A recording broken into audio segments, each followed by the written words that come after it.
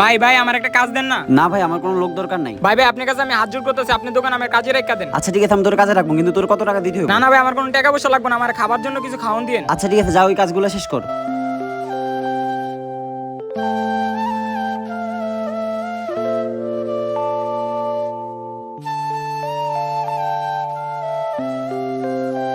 ভাই আমি আপনি সব কাজ করে ফেলাইছি। ও ঠিক আছে, তুই বয়, আমি তোর খাবার দিতেছি। ভাই আমি খাবারটা এখানে খাবো না, আমার খাবারটা প্যাকেট করে দেন। প্যাকেট? কিন্তু প্যাকেটে কেন?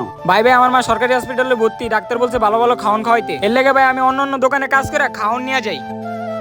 আচ্ছা ঠিক আছে, তুমি দাঁড়াও, আমি তোমার আম্মুর জন্য খাবার প্যাকেট করে দিতেছি। শুক্রিয়া ভাই। এই যে ভাই শুনো, জি ভাই বলেন। কালকে থেকে তোমাকে আর অন্য দোকানে কাজ করতে হবে না। তুমি তোমার মায়ের জন্য আমার দোকান থেকে খাবার নিয়ে যাও। তোমার যদি খিদে লাগে তুমি এখান থেকে খেয়ে যাও। শুক্রিয়া ভাই, আল্লাহ আপনাকে ভালো রাখুক। যারা যারা মাকে ভালোবাসে তারা অবশ্যই কমেন্টে মা লিখে যাবে, আর চ্যানেলটি সাবস্ক্রাইব করতে ভুলবে না।